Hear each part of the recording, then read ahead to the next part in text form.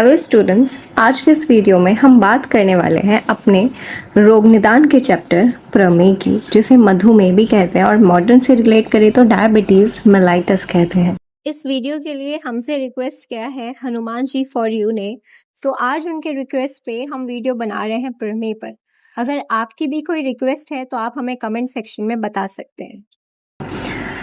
ये चैप्टर जितना ज़्यादा इम्पॉर्टेंट है उतना ही ज़्यादा इजी भी है अगर आप इसे अच्छे से समझ लेते हैं तो आज मैं आपको ये चैप्टर समझा रही हूँ, तो आई होप कि आपको बहुत अच्छे से समझ आ ही जाएगा और इन फ्यूचर आपको कभी ये सोचने विचारने की भी ज़रूरत नहीं पड़ेगी कि प्रमेय वापस से पढ़ना है, रिवाइज करना है। नो, जस्ट आपको एक कॉन्फिडेंस हमेशा रहेगा कि मैंने प्रमेय पढ़ा हुआ है। ठीक है, चलिए तो देखते हैं व्याधि परिचय में क्या कह रहे हैं कि आचार्य चरक तथा आचार्य सुश्रुत ने प्रमेय रोग का स्वतंत्र अध्याय में विस्तृत रूप से वर्णन किया है। करना भी चाहिए क्योंकि इतनी ज़्यादा ख़तरनाक ये बीमारी है तो इसका अपना एक अध्याय होना चाहिए। ठीक है, इतनी तो इज्जत हमें प्रमेय को देनी पड़ेगी आजकल का माहौल देख के। तो वैसे भी प्रमेय मिथ्या आहार विहार से उत्पन्न विकृत त्रिदोष के द्वारा होने वाली विशिष्ट लक्षण समूह वाली जटिल व्याधि है। यानी होता कैसे है, मिथ्या आहार विहार से है और त्रिदोषज व्याधि है। ठीक है, आचार्यों ने इसे महागद माना है। ठीक, ये चीज़ याद रखेंगे कि आचार्यों ने इसे महागद माना है। वैसे और जैसे कुष्ठ को माना है, राजरक्ष्मा को माना है, तो जिन जिन व्याधियों को महागद माना है आप उन्हें ज़रूर याद रखेंगे। तो प्रमेय को महागद माना है। लक्षणों के आधार पर मधुमेह रोग का सामंजस्य आधुनिक चिकित्सा विज्ञान में वर्णित डायबिटीज़ मेलाइटस नामक रोग से किया जा सकता है। तो ये हमारा इंट्रोडक्शन ख़त्म हो गया। अब हम बात करते हैं जहाँ से क्वेश्चन बनना शुरू होता है। मेरे से एग्जामिनर ने, मेरा टॉपिक तो निदान प्रमेय नहीं था, मेरा टॉपिक था अंध्रवशूल और परिणामशूल। ठीक है, जो मेरा कंपाइलेशन था वाइवा के लिए। तो सर ने मुझसे अंध्रवशूल पूछा, परिणामशूल भी पूछा। उसके बाद उन्होंने मुझसे प्रमेय का विशिष्ट लक्षण पूछा था। ठीक है, कि प्रमेय होता क्या है और इसका निदान क्या है, वो मेरे पास वाले से पूछा था। तो प्रमेय की जो लक्षण है, देखो वैसे तो हर एक भेद के अलग अनुसार अलग अलग है, लेकिन एक शब्द में जो मैंने जवाब दिया था वो ये था कि प्रभूत मात्रा में मूत्र होता है। यही उसका सही जवाब भी था। तो यहाँ पर क्या बोल रहे हैं, निरुक्ति या फिर व्युत्पत्ति क्या है। प्रमेय शब्द प्र उपसर्ग पूर्वक मिहिश्रणे धातु से घ प्रत्यय लगने पर बना है। इतना नहीं याद करना है। ठीक है, जिसका अर्थ है प्रभूत मात्रा में विकृत मूत्र का त्याग। प्रभूत मतलब एक तो बहुत ज़्यादा मात्रा में, और विकृत मूत्र, प्राकृत नहीं है वो। ठीक है, विकृत मूत्र का त्याग करना। सेकंड, मधु में मधु प्लस मेह से मिलकर बनता है, जिसका मतलब होता है मेह यानी प्रमेय में जो उच्च है, मधु के समान मधुर मूत्र त्याग करता है, वह मधुमेह है। प्रमेय में प्रभूत मात्रा में विकृत मूत्र त्याग करना, मधुमेह में मधु के समान मधुर मूत्र त्याग करना मधुमेह है। मधुमेह तो कम ही पूछा जाएगा, प्रमेय ज़्यादा पूछा जाएगा। अब बात करते हैं कि इसकी परिभाषा क्या है, कि बार बार और प्राय गंधले मूत्र का त्याग प्रमेय कहलाता है। समझ आ गया। मधुमेह जिस व्याधि में रोगी मधु के समान गुण व वर्ण का मूत्र अथवा मधुर रस युक्त मूत्र का क्षरण करता है, उसे मधुमेह रोग कहते हैं। इसके बाद अब हम देखते हैं इसके पर्याय क्या होते हैं। बहुमूत्रता, मूत्रदोष, मेह, प्रमीणा। मधुमेह के पर्याय छौद्र में, ओजो में, मधुमेह। अब जो इसमें इम्पॉर्टेंट है, यहाँ से आते हैं, यहाँ तक तो ये वाइवा पॉइंट ऑफ व्यू से था कि इसके पर्याय बताओ, परिभाषा बताओ। अब यहाँ से आपका रिटर्न वर्क शुरू होता है कि रिटर्न में कहाँ से क्वेश्चन आता है और आपको क्या लिख के आना है। तो मेरे पेपर में आया था प्रमेय का निदान, समझ रहे हो। तो ये आप समझ लो अब कि कितना इम्पोर्टेंट हो सकता है। तो प्रमेय का निदान देखो। आसे सुखम स्वप्न सुखम दधीनि ग्राम्य ओदक अनुप्रसा पयांसी नव अन्नपानम गुण वैकृतम चा प्रमेय हेतु कफ क्रच सर्वम। मैं आपसे कहूँगी कि ये वाला श्लोक ज़रूर याद कर लेना, क्योंकि ये वाला श्लोक पता नहीं क्यों टीचर को, एग्जामिनर को और एग्जामिनर यानी पेपर सेट करने वाले को भी बड़ा अच्छा लगता है। तो इसीलिए तो उन्होंने पूछा था कि निदान बताओ। निदान पूछने का तो यही मतलब है कि भाई श्लोक लिख के आओ। तो कुछ कुछ चीज़ों के श्लोक बहुत इम्पॉर्टेंट हैं, तो ये उन्हीं में से एक है कि जिसका श्लोक पूछा जाता है, बार बार पूछा भी जाएगा और इम्पॉर्टेंट है। प्रमेय रोग के निम्न निदान वर्णित किए गए हैं। प्रमेय या मधुमेह दोनों। अब यहाँ पे इन्हें भूल जाओ कि प्रमेय मधुमेह कुछ है, ठीक है, वो वहीं तक था जहाँ पे हमने परिभाषा पढ़ ली, उसकी निरुक्ति देख ली। अब आस्य सुखम स्वप्न सुखम यानी सुखपूर्वक गद्देदार आसन पर बैठना, सुखपूर्वक शयन करना। दधीनी और ग्राम्य उदक अनुप्रसा पयंसी यानी दधी, ग्राम्य जल्य एवं अनुप मांस का अति मात्रा में सेवन करना, अति दुग्ध का सेवन करना, नूतन अन्न तथा नूतन जल का अत्यधिक सेवन करना। अच्छा ये बताओ, क्या आपने इतना जो ये पढ़ा, इस सब से आप ये समझ पा रहे हो कि मोस्टली वो सारी चीज़ें जो कफ को बढ़ाती हैं? तो हाँ, ये सारे वो निदान हैं जो कफ वर्धक हैं, ठीक है। नूतन अन्न, नूतन जल, गुड़ के विकार, खंड, मिश्री, मिठाई का अति सेवन। अब यहाँ पे उन्होंने बोल ही दिया कि कफ वर्धक पदार्थ का अति सेवन। दिवा स्वप्न, अव्यायाम, आप बिल्कुल भी व्यायाम नहीं करते हो, आलस्य, ठीक है, पड़े रहते हो एक जगह पर। शीत, स्निग्ध, मधुर तथा मेद्य पदार्थ का अति सेवन, सहज एवं कुलज निदान बताएंगे। आपके देखो कि ये आपका हेरिडेटरी है, ये आपका चलता आ रहा है, तो फिर आप उसमें क्या कर सकते हैं, ठीक है।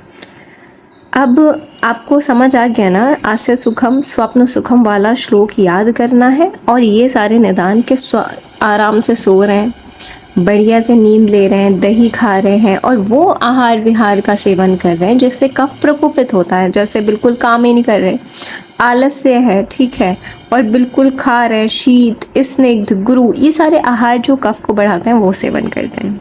समझ आ गया। अब बात करते हैं संप्राप्ति की। निदान के अत्यधिक सेवन से प्रकोपित वात, पित्त तथा कफ दोष मूत्राशय में जाकर मूत्र को दूषित कर स्व लक्षणों वाले वातज, पित्तज तथा कफज प्रमेय की उत्पत्ति करता है।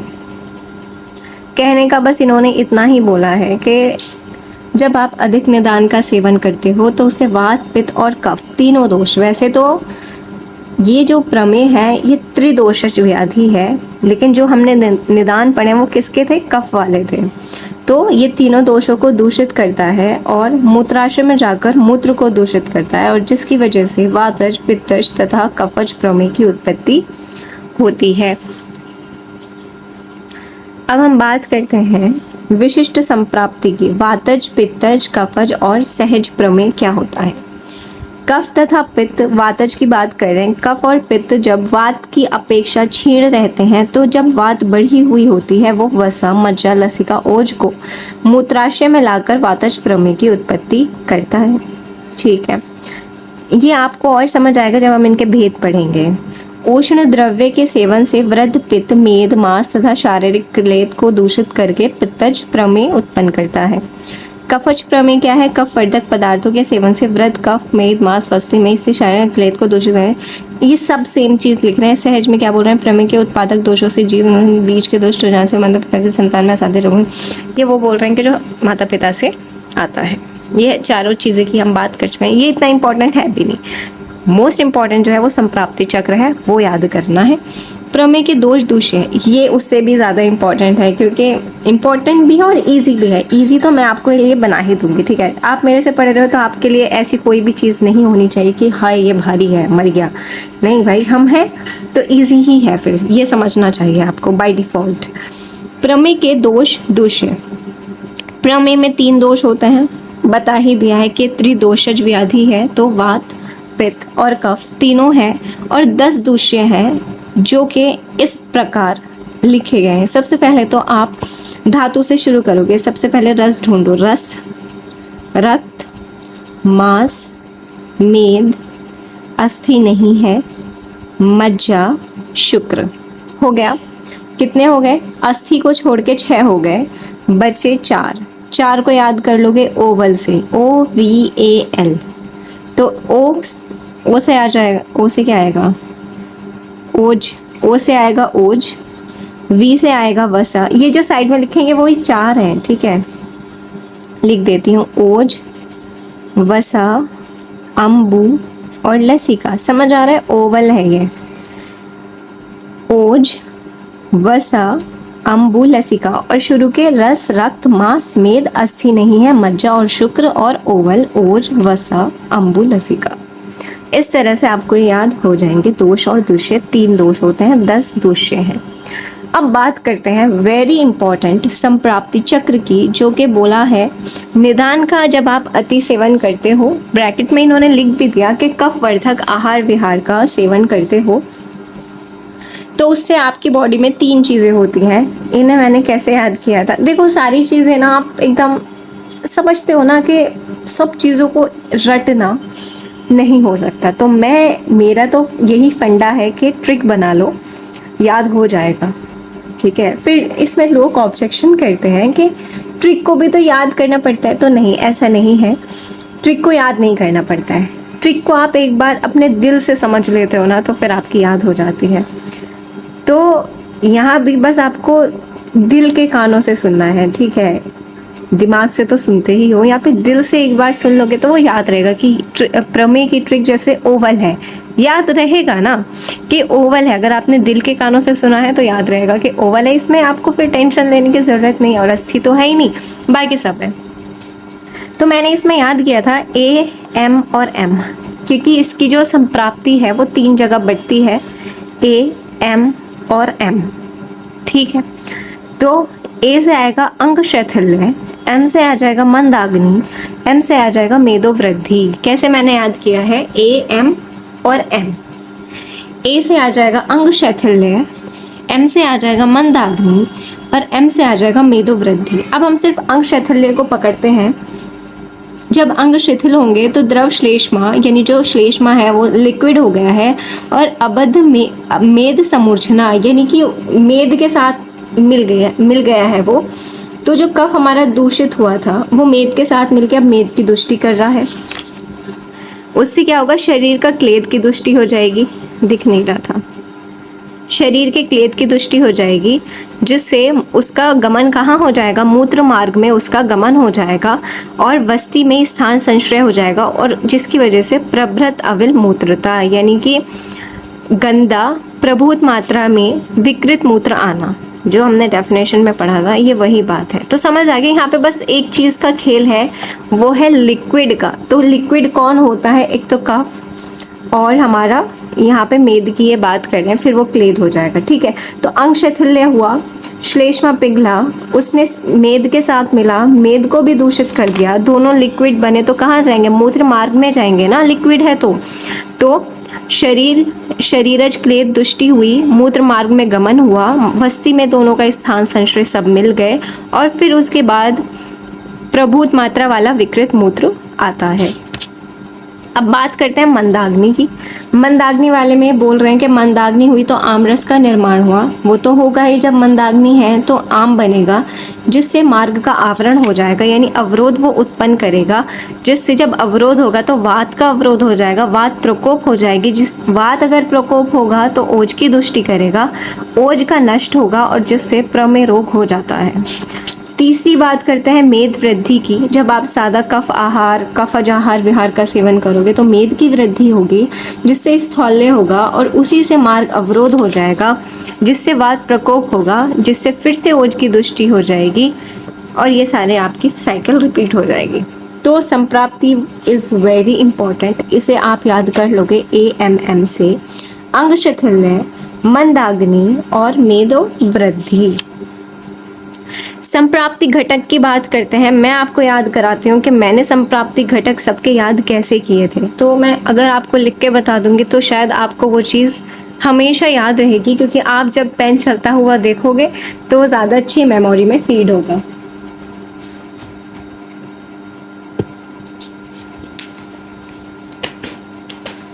तो सबसे पहले यहाँ पर होता है दोष, 8 पॉइंट्स होते हैं संप्राप्ति घटक में। फिर आता है दूसरे, ये दोनों की जोड़ी हो गई। फिर आता है 3 and 4 यानी श्रोतस और श्रोतोदुष्टि। पता है क्या होता है, अगर आप इन्हें एक सीक्वेंस से याद नहीं करोगे एग्जाम में जाके, हाँ वो क्या था, श्रोतोदुष्टि के नीचे क्या था, ऐसे ही रह जाएगा। ठीक है, तो इस तरह से नहीं करना है। इसके बाद आ जाएगा अधिष्ठान, ये मैंने पेयर बना दिए, समझ आ रहा होगा ना आपको। अग्नि, ऊपर नीचे सीक्वेंस कर लेना, उसकी कोई दिक्कत नहीं है। स्वभाव,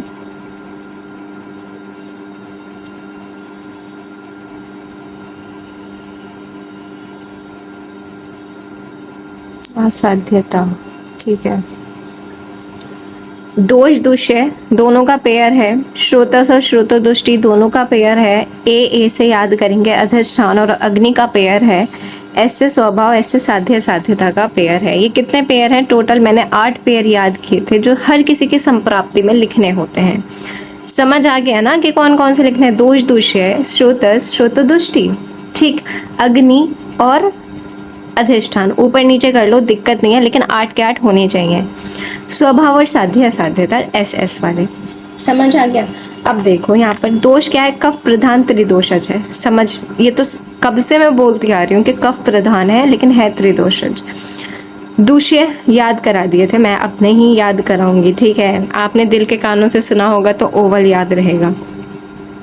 श्रोतस में याद किया था मैंने डबल M, ठीक है, मेदो व और मूत्र व, क्योंकि ये तो हमने यहाँ भी ये सारी चीज़ें फिर से देख ली थी, डबल M, और यहाँ भी इसे डबल M रिलेट कर सकते हो, मेदो व मूत्र व।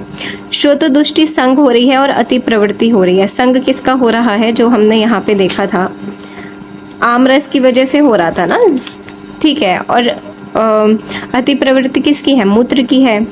संचार छोड़ दीजिए। अग्नि मंद है, ठीक है, धात्वाग्नि मंद है, ऐसे लिख सकते हो तो लिख देना, वरना तो अग्निमंद लिख देना। अधिष्ठान है तो बस्ती है और सर्व शरीर में होता है। स्वभाव क्या है? चिरकारी है, यानी धीरे धीरे। साध्य साध्यता असाध्य या फिर याप्य यानी कष्ट से ठीक होने वाला है। अब हम बात करते हैं भेद की। कफज प्रमेय के 10 भेद हैं, पित्तज के 6 हैं और वातज के 4 हैं। कफज के 10 कौन कौन से हैं वो देखेंगे। इसकी मैंने ट्रिक नहीं याद की थी तो मैं आपको ट्रिक भी याद नहीं करा सकती। फिर जब मैंने ही याद नहीं किया तो मैं कैसे याद करूं? लेकिन जैसे मैंने याद किया था वो याद करना इजी है। मैं पानी पी लेती हूँ, ठीक है, आवाज़ नहीं निकल रही मेरी।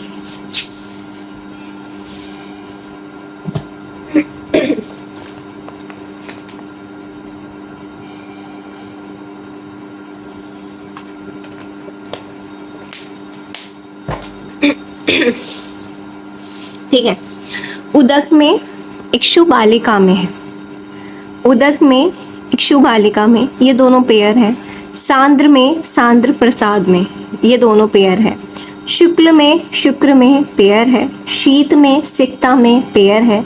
शनेर में आलाल में इन दोनों का पेयर है। तो पेयर पेयर से मैंने याद किया है, पेयर पेयर खेला है मैंने यहाँ पे। उदक में इक्षु बालिका में हो जाएगा।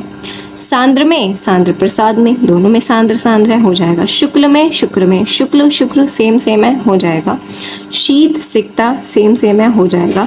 शनेर में आलाल में अलग है, लेकिन फिर भी करना पड़ेगा, ठीक।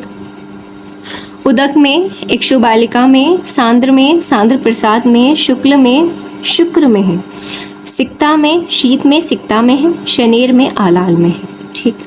अब हम बात करते हैं पित्तज की। पित्तज में कौन कौन से हैं?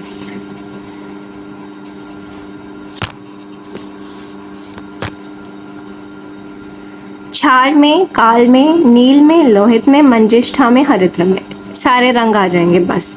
इसमें वातज में व से वातज, वासा वसा से शुरू होगा, इस तरह से याद करेंगे। व से वातज, व से वसा में, मज्जा में, हस्ती में और मधु में होता है।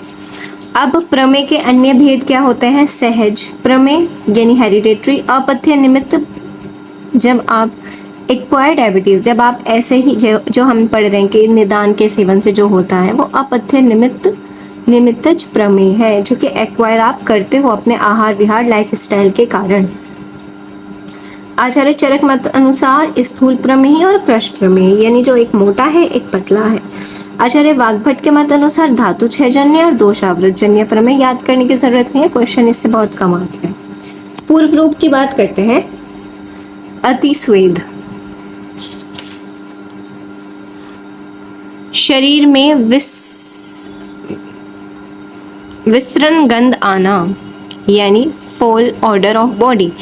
शिथिलता, जो अंडरलाइन है बस वो देखना। घनांगता, नेत्र कर्ण जीवा दंत के मल बढ़ जाता है, स्वेद बढ़ेगा, मूत्र बढ़ेगा, ठीक है।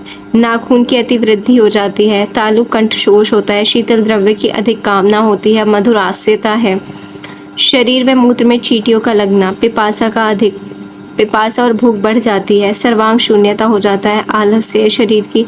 तो ये सारे इसमें से आप 10 याद कर लेना, काम हो जाएगा।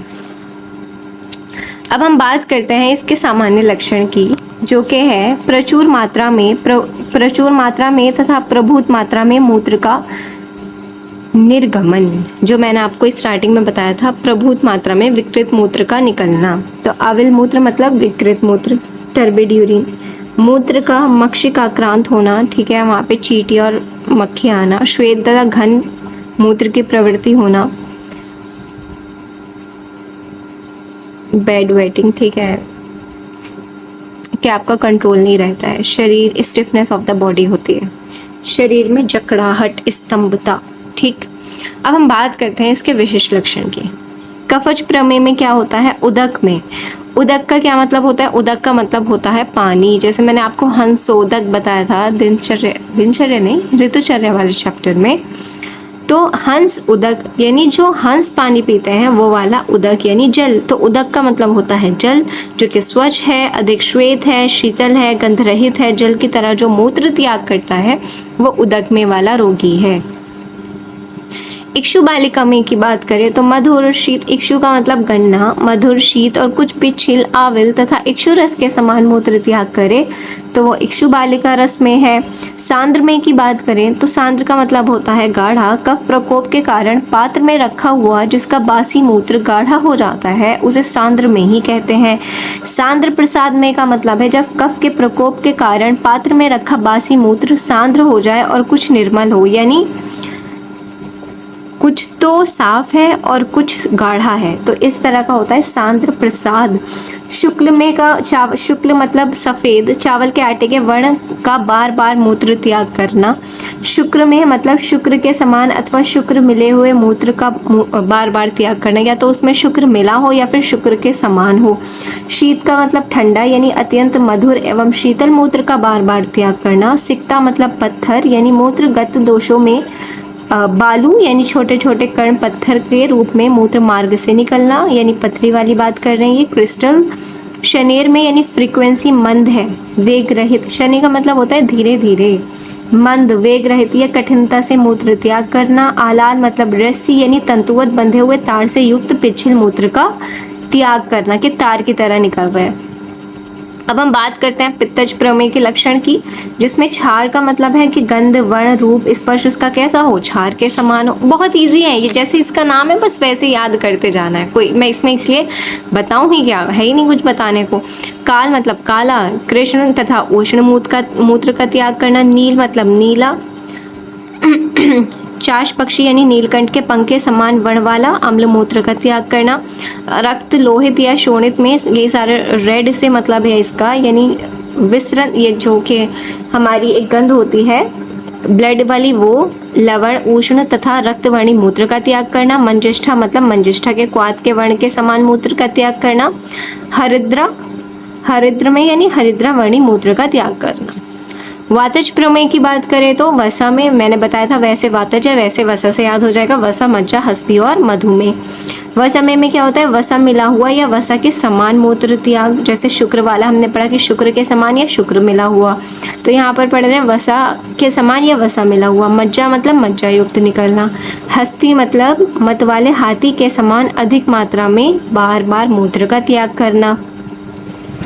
मधुमेह या छौद्रमेह का मतलब है कषाय, मधुर, पांडु एवं रूक्ष मूत्र का त्याग, यानी जो शहद होता है उसकी तरह। सापेक्ष निदान की बात करते हैं तो इसका सापेक्ष निदान है इक्षु बालिका रस में एवं शीत में। इसे मैंने याद किया था, कफ मेरा साथ दो, 7 और 2। तो 7 पे क्या है, 7 पे शीत में है, 2 पे इक्षु बालिका में है, तो मेरा साथ दो, तो 7 और 2। साध्य साध्यता very important, very important, very very very very important, क्योंकि मेरे वाले पेपर में आया था ये, इसलिए। समक्रिया होने से कफज प्रमेय साध्य है, अर्थात समान गुण वाले मेद के आश्रय होने से कफ की प्रधानता से तथा दोष दूषे की समान चिकित्सा से 10 कफज प्रमेय साध्य हैं। क्यों साध्य हैं? क्योंकि वो कफ के समान है, इसीलिए कफ की प्रधानता से और उनका दोष दूषे के सारी चीज़ें समान है, इसी वजह से वो साध्य है। अब बात करते हैं पित्तज की। तो विषम क्रिया होने से पित्तज प्रमेय याप्य है। दोष व दूषिय में से एक की चिकित्सा दूसरे के विरुद्ध होती है। दोष व दूषिय की चिकित्सा विरुद्ध होने से वातज प्रमेय असाध्य है। वेरी इंपॉर्टेंट, याद रखना है कि कौन सा साध्य है, कौन सा याप्य है, कौन सा असाध्य है। याद हो गया? उसमें समान था कफ के, इसलिए वो एकदम सुख साध्य था।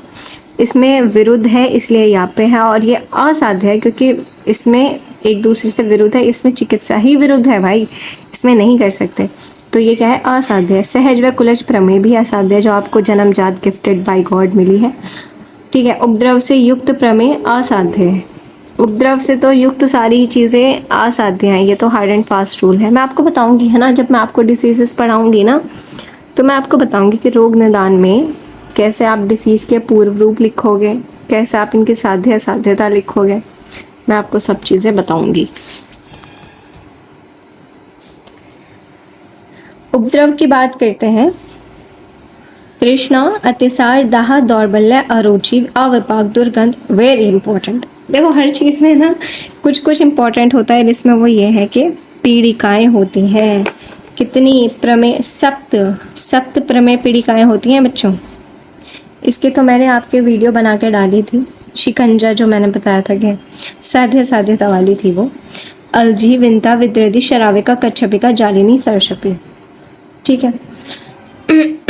तो ये सब था प्रमेय के बारे में। इसकी चिकित्सा ज़रूर याद रखना। मैं आज फिर से एक बार और बता देती हूँ कि ये क्योंकि कफ के समान है, मेद का क्योंकि मेद और कफ तो भाई भाई ही हैं।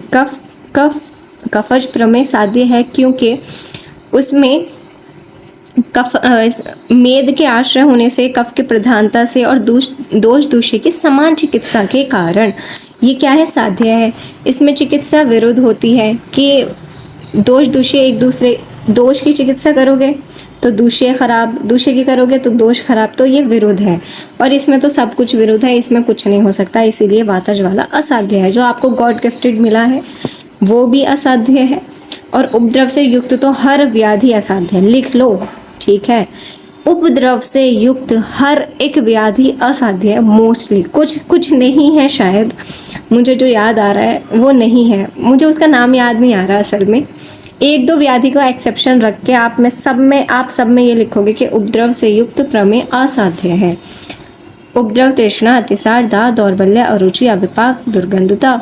और ये वाला इंपॉर्टेंट है, अगर वो आपसे उपद्रव पूछता है ना, तो मतलब वो ये जानना चाह रहा है कि पीड़िकाएं और उनके नाम बता दो। क्या है वो? अलजी, विंता, विद्रहती, शराविका, कच्छपिका, जालिनी, सरशपी। मॉडर्न तो आप बहुत इंपॉर्टेंट बच्चे पढ़ लोगे, इतना इंपॉर्टेंट है नहीं क्योंकि मॉडर्न आता भी नहीं है। तो ये था आज का प्रमेय का। Thank you so much. मैं इस बुक के नोट्स भी डाल दूँगी क्योंकि शायद बच्चों के पास ये वाली बुक ना हो, तो अगर आपको इसके नोट्स चाहिए और विद ट्रिक्स भी आपको मिलेंगे तो ये अच्छी ही बात है। तो आप हमारे Telegram channel royal Ayurveda academy से डाउनलोड कर सकते हो। और अगर आपको वीडियो पसंद आई है तो इसे लाइक कीजिए और अपने सभी फ्रेंड्स को शेयर कीजिए, चैनल को सब्सक्राइब कीजिए। And thank you for watching my videos.